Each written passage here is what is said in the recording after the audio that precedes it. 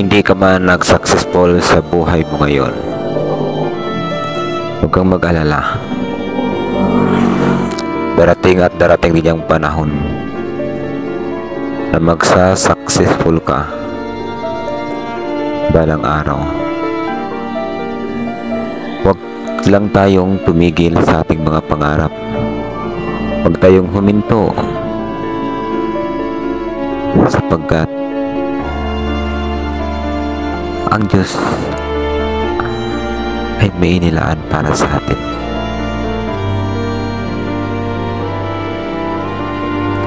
Siguro hindi pa sa ngayon. Malay natin, baka sa makalawa, sa mga susunod na araw, buwan o taon, na magtatagumpay ka na sa buhay na gusto mo. Magtatagumpay ka na sa mga pangarap na gusto mong abot. Kaya huwag lang tayong tumigil sa ating mga pangarap sa buhay. Kasama yan sa buhay natin na minsan magkaroon tayo ng maraming problema,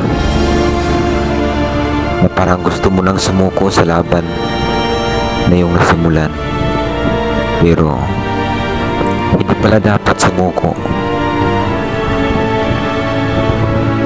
Kung saan ka man nadapa,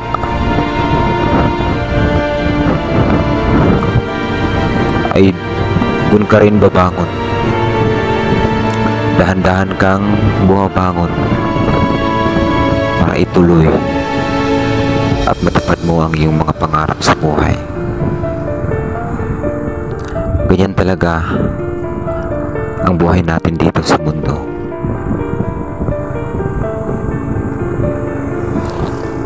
Kung ika'y hihinto, kung ika'y titigil sa iyong pangarap, talo ka. Kaya mga kaibigan, ituloy lang ang laban na iyong nasimulan. Mananalo rin kayo sa bandang huli. Huwag lang sumuko kung ano man yun ang iyong mga pangarap sa buhay. Nadapa ka man ngayon, kailangan mo rin bumangon.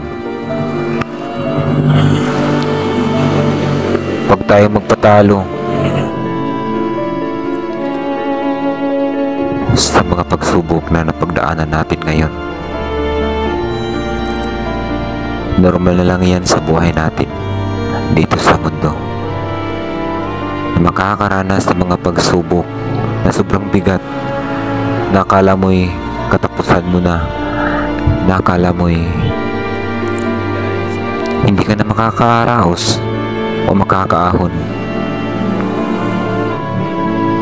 Pero magtiwala ka lang sa Diyos. Ipanalangin ng lagi sa Diyos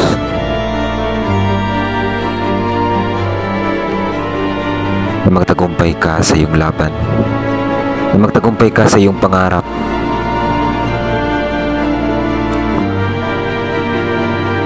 Dahil siguro kung hindi pa darating yung tagumpay mo ngayon o masaganang buhay na pinapangarap mo, ibibigay yan ng Diyos sa tamang panahon. Magtiwala ka lang sa Kanya at manalangin lagi. Huwag sumuko sa mga pagsubok na dumarating sa buhay niyo ngayon, sa buhay natin ngayon. Yan lang mga kaibigan.